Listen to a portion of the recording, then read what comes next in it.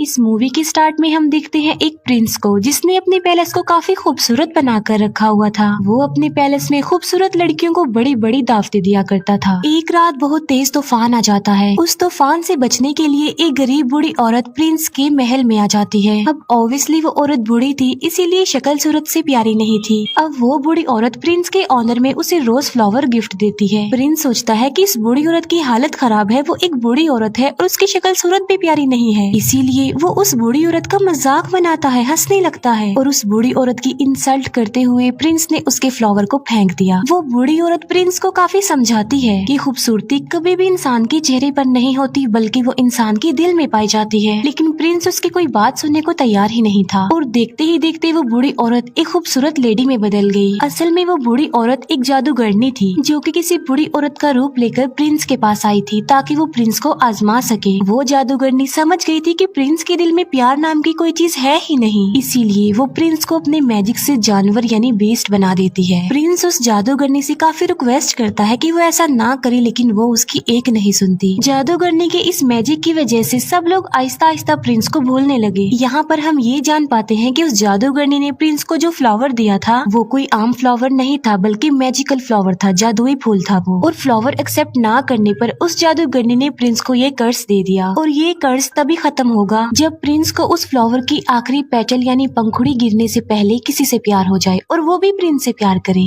लेकिन आखिरी पंखुड़ी गिरने से पहले अगर प्रिंस से किसी ने प्यार ना किया तो प्रिंस कभी भी इंसान नहीं बन सकेगा दोबारा, बल्कि बेस्ट ही रहेगा वो हमेशा। काफी साल गुजर जाते हैं लेकिन उस पैलेस में कोई भी नहीं आता। फिर हमें पैलेस के करीबी एक गाँव में एक लड़की दिखाई जाती है जिसका नाम होता है बेल। बेल को किताबें पढ़ने, स्टोरीज पढ़ने का काफी शौक था। बेल के फादर एक डिजाइनर होते हैं। उसी गांव में एक और लड़का भी रहता है जिसका नाम होता है गैस्टोन। गैस्टोन जो कि बेल से शादी करना चाहता था, लेकिन बेल उसे शादी करना नहीं चाहती थी क्योंकि वो एक प्राउड इंसान था। गैस्टोन बेल से शादी करने के लिए उसे अपना बनाने के लिए काफी स्ट्रगल भी किया करता था, लेकिन उसकी कोशिशें नाकाम ही रहती हैं। एक दिन बेल के फादर को कहीं पर जाना था। जिस रास्ते से उन्होंने जाना था वो एक जंगल था। बेल के फादर देखते हैं कि उनके रास्ते में तो आग लगी हुई है, लेकिन वहाँ पर एक और रास्ता भी था जहाँ पर वो मुड़ जाते हैं। बेल के फादर अपने घोड़े पर सवार होते हैं, लेकिन तभी उन्हें जंगल से भेड़ियों की आवाज सुनाई देती है और फिर वही भेड़िए उनका पीछा करने लगते हैं। बेल के फादर अपनी जान बचाने के लिए वहाँ से भागते हैं और भागते भागते वो आ जाते हैं बीस्ट के पैलेस के पास। बेल के फादर जब अंदर जाते हैं तब उन्हें वहाँ पर कोई भी दिखाई नहीं देता। हालांकि ऐसा लग रहा था कि पैलेस में कोई रहता है। कैंडल्स भी जल रही थी और टेबल पर खाना भी पड़ा हुआ था। इतना अच्छा खाना देखकर बेल के फादर खाना खाने लगते हैं, लेकिन हम फिर बहुत हैरान कर देने वाली चीज देखते हैं। वहाँ पर जो कप पड़ा होता है वो बेल के फादर से बातें करने लगता है। बेल के फादर समझते हैं कि ये कोई सॉल है जो उन्हें डराने की कोशिश कर रही है, इसीलिए बेल के फादर उसे कहते हैं कि मैं तुमसे नहीं डरता। ये कहकर बेल के फादर वहाँ से भाग जाते हैं। अब यहाँ पर सवाल ये उठता है कि वो कप कैसे बोल पाया। असल में बात ये है कि वहाँ पर यानी पैलेस में जितनी भी चीजें पड़ी हुई थी वो पहले इंसान हुआ करते थे, लेकिन जादूगरनी के कर्ज की वजह से वो सब चीजों में बदल गए। बेल के फादर भागते हुए गार्डन में आ जाते हैं। वो देखते हैं कि वहाँ पर बहुत प्यारे प्यारे फ्लावर लगे हुए हैं। बेल के फादर सोचते हैं कि मेरी बेटी बेल ने अपने लिए फ्लावर मंगवाया था, इसीलिए वहाँ से वो एक फूल तोड़ लेते हैं और तभी वहाँ पर बीस्ट आ जाता है। फ्लावर चोरी करने की पनिशमेंट देने के लिए बीस्ट उन्हें प्रिजनर बना लेता है, लेकिन बेल के फादर का घोड़ा वहाँ से भाग जाता है और वो सीधा अपने घर आता है बेल के पास। बेल जब देखती है कि घोड़ा अकेला आया है, उसके फादर नहीं आए, तो वो फौरन समझ जाती है कि उसके फादर किसी मुसीबत में फंस गए हैं। इसीलिए बेल अपने फादर को ढूंढने के लिए उस घोड़े पर बैठ जाती है। वो घोड़ा बेल को ले आता है पैलेस में और पैलेस में ही बेल के फादर को प्रिजनर बनाकर रखा हुआ था। बेल जब पैलेस के अंदर जाती है तब उसे वहाँ पर कोई भी दिखाई नहीं देता। बेल वहाँ पर काफी आवाजें भी लगाती है, लेकिन उसे आगे से कोई भी रिस्पॉन्स नहीं मिलता।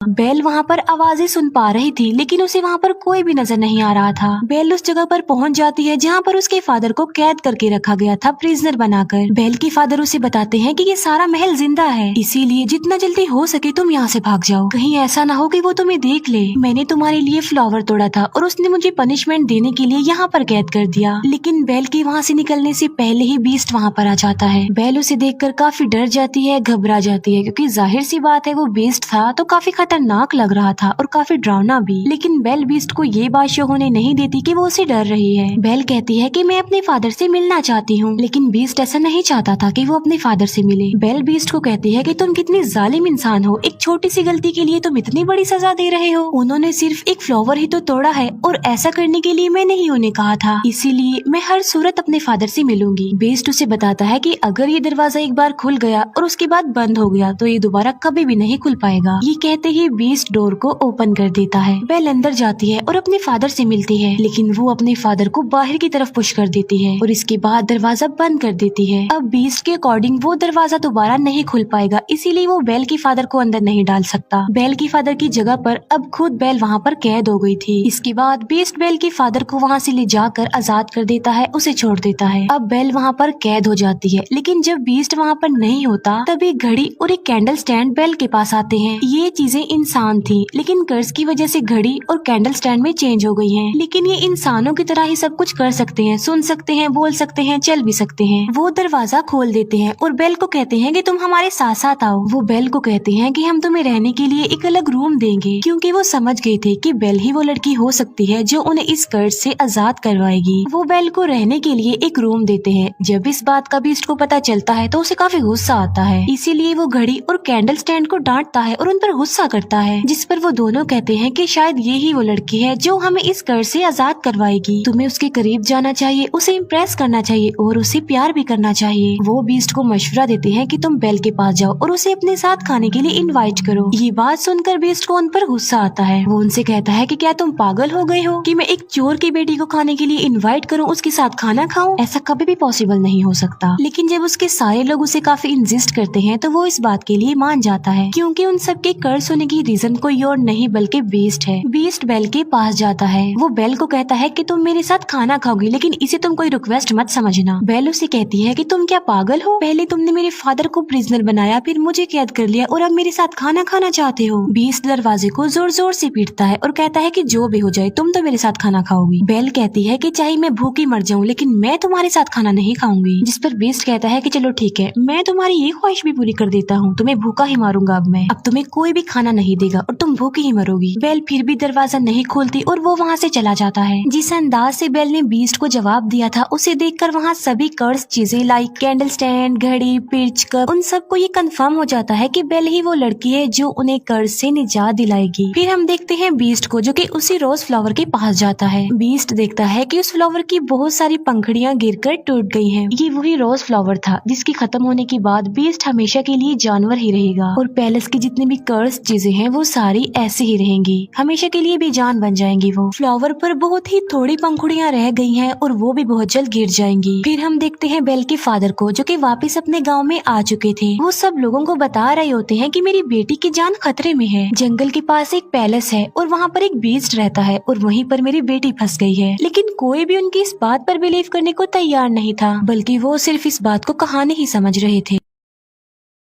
लेकिन गैस्टोन, जो कि बेल से शादी करना चाहता था, वो बेल के फादर को इम्प्रेस करने के लिए कहता है कि मैं तुम्हारी बात पर यकीन करता हूँ, मैं तुम्हारे साथ जाऊंगा तुम्हारी बेटी को बचा लाने के लिए। तब गैस्टोन और उसका एक साथी बेल के फादर के लिए जंगल के रास्ते निकल पड़ते हैं। जिस रास्ते पर बेल के फादर गए थे वो रास्ता इन्हें कहीं पर मिलता ही नहीं है। गैस्टोन को इस बात पर काफी गुस्सा आता है। वो बेल के फादर को कहता है कि तुम्हारा दिमाग खराब हो गया है, कोई बीस्ट नहीं होता। गैस्टोन बेल के फादर को ये भी कह देता है कि मैं तुम्हारी बेटी से प्यार करता हूँ और मैं उससे शादी करूंगा। जिस पर बेल के फादर कहते हैं कि तुम्हारी ये ख्वाहिश कभी भी पूरी नहीं हो सकती। इस बात पर गैस्टोन को काफी गुस्सा आता है। वो बेल के फादर के हाथ पांव बांध देता है और उन्हें एक ट्री के नीचे मरने के लिए छोड़कर वहाँ से चला जाता है, क्योंकि वो भेड़ियों का इलाका था और भेड़िए उन्हें मारकर खा लेंगे। फिर हम एक लेडी को देखते हैं जिसे उसके गाँव से निकाल दिया गया था और उसका नाम था अगथा। एगथा बेल के फादर की जान बचा लेती है और उन्हें आजाद कर देती है। पैलेस में हम बेल को देखते हैं, जो कि उसी रोज फ्लावर के पास आ जाती है। बेल उस फ्लावर को भी टच करने ही वाली होती है कि वहाँ पर आ जाता है बीस्ट। बीस्ट उसे कहता है कि तुम्हें अंदाजा नहीं कि तुम अभी क्या करने वाली थी, अभी हम सब के सब मारे जाते। बीस्ट गुस्से में आकर बेल से कहता है कि चली जाओ यहाँ से। तब बेल रोते हुए वहाँ से भागकर चली जाती है। घोड़े पर बैठकर जब बेल जंगल पार कर रही होती है तब वहाँ पर बहुत सारे भेड़िए आकर बेल को चारों तरफ से घेर लेते हैं। लेकिन इससे पहले कि वो भेड़िए बेल को कोई नुकसान पहुँचाते, वहाँ पर बीस्ट आ जाता है। वो उन भेड़ियों का काफी मुकाबला करता है, उन्हें काफी मारता है। बीस्ट उन सब भेड़ियों को वहाँ से से मार भगाता है, लेकिन इस लड़ाई के दौरान वो खुद भी इंजर्ड हो जाता है। बेल अभी घोड़े पर बैठकर वहाँ से जाने ही वाली होती है तो वो देखती है कि बीस्ट जमीन पर गिर गया है क्योंकि वो काफी इंजर्ड है, उसकी हालत काफी खराब हो गई है। अब क्योंकि बीस्ट ने बेल की जान बचाई थी, उसे नई जिंदगी दी थी, इसीलिए बेल वहाँ से जाने की बजाय उसके पास आ जाती है। बेल उससे कहती है कि मैं तुम्हें उठा नहीं सकती, इसीलिए तुम्हें हिम्मत करके खुद ही उठना होगा। बड़ी मुश्किल से हिम्मत करते हुए बीस्ट खड़ा हो जाता है। बेल उसे अपने साथ घोड़े पर बिठाकर पैलेस में वापस ले आती है। बेल एक बार फिर से वापस उसी पैलेस में आ गई थी। पैलेस की सारी कर्स चीजें बेल को देखकर काफी खुश हो जाती हैं, क्योंकि वो चाहते थे कि बेल यहीं रहे इसी पैलेस में। बेल और बीस्ट को एक दूसरे से प्यार हो जाए, जिसकी वजह से कर्स खत्म हो जाए और सब कुछ नॉर्मल हो जाए। वो चीजें बेल को सारी स्टोरी नहीं बताती, ना ये बताते हैं कि वो इस कर्ज से कैसे आजाद होंगे, बल्कि सिर्फ ये बताते हैं कि जब उस फ्लावर की आखिरी पंखुड़ी गिर जाएगी हम सब ऐसे ही रह जाएंगे और बीस्ट भी हमेशा के लिए बीस्ट ही रह जाएगा। बेल बीस्ट को बैंडेज लगाती है। बेल जब बीस्ट के पास होती है तो वो एक शेर पढ़ती है, क्योंकि बेल का इंटरेस्ट बुक में, स्टोरी में और पोएट्री में बहुत ज्यादा था, लेकिन उस शेर को बीस्ट कंप्लीट करता है। ये बात बेल को काफी हैरान कर देती है। बेल उससे पूछती है कि क्या तुम भी पोएट्री पढ़ते रहते हो? बीस्ट कहता है कि मैं लव स्टोरी, प्यार मोहब्बत, इनकी पोएट्री नहीं पढ़ता, बल्कि मैंने बहुत ज्यादा बुक्स पढ़ी हुई हैं, बहुत ज्यादा पोएट्री के बारे में जानता हूँ। इस पर बेल कहती है कि मुझे तो प्यार मोहब्बत की बातें, प्यार मोहब्बत की कहानियाँ बहुत पसंद हैं। जिस पर बीस्ट कहता है कि तुम्हारी शक्ल देखकर ऐसा लगता है कि तुम्हें प्यार मोहब्बत में बहुत इंटरेस्ट है। अगर तुम कुछ पढ़ना ही चाहती हो तो कुछ अच्छा पढ़ो। फिर बीस्ट बेल को अपने साथ अपनी लाइब्रेरी में लेकर जाता है, जो कि काफी बड़ी थी। वहाँ पर बहुत ज्यादा बुक्स थी। बेल उन बुक्स को देखकर काफी शॉक्ड भी रह जाती है और काफी खुश भी हो जाती है, क्योंकि गाँव में पढ़ने के लिए उसे कोई भी बुक नहीं मिलती थी और यहाँ पर तो उसे इतनी सारी बुक्स मिल गई हैं। बीस्ट कहता है कि अगर तुम चाहती हो तो हमारे साथ यहाँ पर रह सकती हो। ये बात बेल को काफी खुश कर देती है। फिर वक्त के साथ साथ एक दूसरे के साथ काफी टाइम गुजारने लगे। इन दोनों की दोस्ती हो गई, वो एक दूसरे के काफी करीब आ गए, एक दूसरे की लाइक्स डिसलाइक्स उन्हें पता भी चल गए। दोनों साथ मिलकर खाना भी खाते थे। फिर बीस्ट बेल को गाना भी गाकर सुनाता है और बीस्ट बेल को एक बुक भी दिखाता है, जो कि एक जादुई बुक थी। वो कहता है कि ये बुक मुझे किसी जादूगरनी ने दी थी और इस किताब की मदद से हम लाइफ के किसी भी टाइम में जा सकते हैं। लाइक हम पास्ट टाइम में जा सकते हैं, फ्यूचर टाइम में जा सकते हैं। बेल उस टाइम में जाना चाहती थी जब वो अपनी मदर से आखिरी बार मिली थी। बेल जब उस टाइम में जाती है तब उसे पता चलता है कि उसकी मदर को एक इन्फेक्शन हो गया था। इसीलिए बेल की मदर ने बेल के फादर को कहा था कि तुम बेल को लेकर हमेशा के लिए यहाँ से चले जाओ, ताकि मेरी बेटी को भी ये इन्फेक्शन ना लग जाए।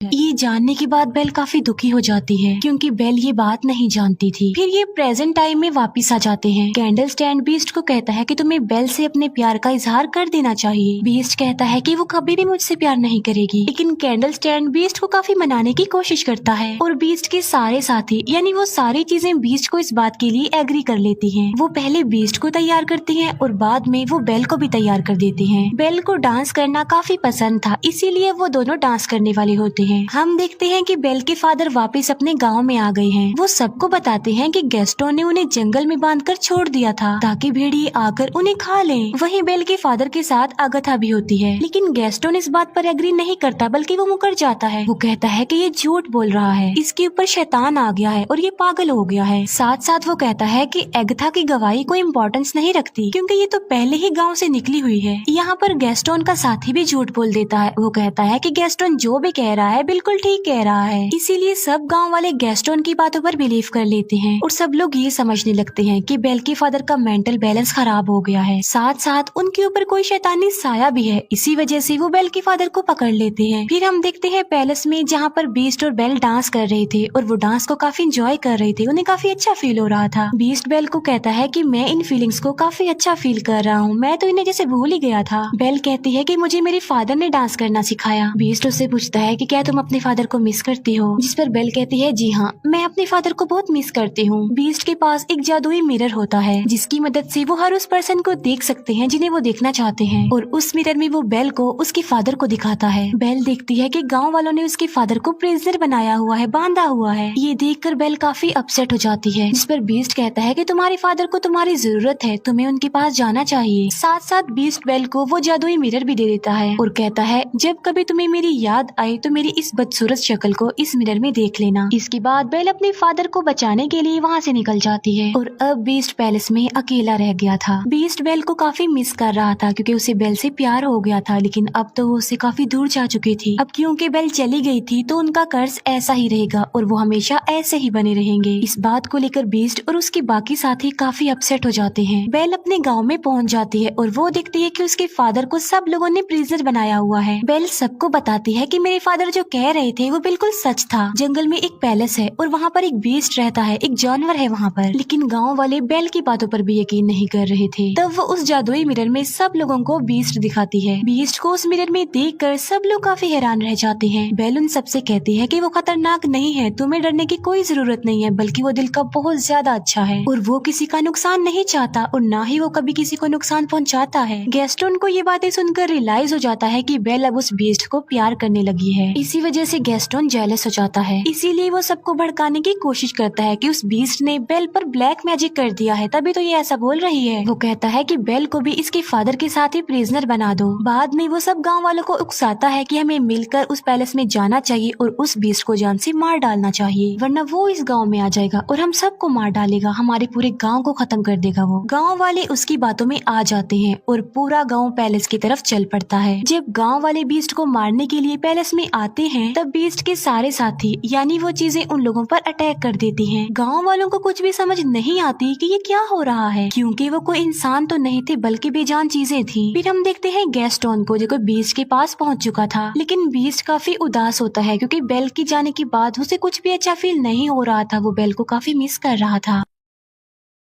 गैस्टोन बीस्ट को कहता है तुम क्या समझते हो कि बेल तुमसे प्यार करती है, बल्कि तुम्हें मारने के लिए उसने हम सब गांव वालों को भेजा है। ये कहते ही वो बीस्ट पर गोली चला देता है और बीस्ट जाकर नीचे गिरता है, लेकिन नीचे गिरने से पहले बीस्ट टेरिस के एक टॉप को पकड़ लेता है। लेकिन इससे पहले कि गैस्टोन दूसरी गोली चलाता बेल वहाँ पर आ जाती है। गैस्टोन को रोकने के लिए बेल उसका हाथ पकड़ लेती है। इस फाइट में गैस्टोन भी जाकर नीचे गिर जाता है। गैस्टोन की गन भी उसके हाथ से गिर जाती है। बीस्ट ऊपर आने की कोशिश करता है, तभी बेल उसे आवाज देती है। वो बीस्ट को बताती है कि मैंने गांव वालों को रोकने की बहुत कोशिश की थी, लेकिन वो नहीं रुके। बेल को वहाँ देखने के बाद बीस्ट के अंदर एक हिम्मत पैदा हो जाती है और अब वो गैस्टोन का मुकाबला करना चाहता था और अब वो पहुँच जाता है गैस्टोन के पास। वो गैस्टोन को गर्दन से पकड़ लेता है और उसे हवा में कर देता है और बीस्ट गैस्टोन को काफी ऊंची दीवार से फेंकने ही वाला होता है, जिस पर गैस्टोन बीस्ट से काफी रिक्वेस्ट करता है कि प्लीज मुझे मत फेंको, प्लीज बीस्ट मुझे छोड़ दो। बीस्ट उससे कहता है कि मैं बीस्ट नहीं हूँ। ये कहते ही बीस्ट गैस्टोन की जान छोड़ देता है और उसे कहता है चले जाओ यहाँ से। गैस्टोन वहाँ से चला जाता है और बीस्ट आ जाता है बेल के पास। मौके का फायदा उठाकर गैस्टोन अब पीछे की तरफ से बीस्ट पर गोलियां चलाता है, जिसकी वजह से बीस्ट नीचे गिर जाता है। लेकिन गैस्टोन जिस जगह पर खड़ा हुआ था वो जगह टूट जाती है और गैस्टोन भी जाकर नीचे गिरता है। इतनी ऊंचाई से गिरने की वजह से गैस्टोन मर जाता है। बीस्ट की हालत काफी खराब हो जाती है क्योंकि वो काफी इंजर्ड था और अपने आखिरी सांस गिन रहा था। बेल बीस्ट को कहती है कि अब के बाद मैं तुम्हें कभी भी छोड़ के नहीं जाऊंगी, जिस पर बीस्ट कहता है लेकिन अब मेरी तो जाने का वक्त हो गया है। जिस पर बेल कहती है कि तुम्हें कुछ नहीं होगा, सब कुछ नॉर्मल हो जाएगा। और हम देखते हैं कि उस फ्लावर की आखिरी पंखुड़ी भी गिर जाती है। जैसे ही वो पंखुड़ी गिरती है बीस्ट बिल्कुल खामोश हो जाता है और वहाँ पर बीस्ट के जितने भी साथी थे यानी वो चीजें थी वो भी एकदम से बेजान हो जाती हैं। बीस्ट को मरता हुआ देखकर बेल को काफी दुख होता है और उसकी आंख में आंसू होते हैं। यहाँ पर बेल भी अपने प्यार का इजहार कर देती है। वो बीस्ट को कहती है मैं तुमसे बहुत प्यार करती हूँ और वो बीस्ट के करीब भी आती है। तभी वहाँ पर एगथा भी आ जाती है। एगथा जिसे गांव के लोगों ने निकाल दिया था। असल में बात ये नहीं थी, बल्कि वो जादूगरनी कोई और नहीं बल्कि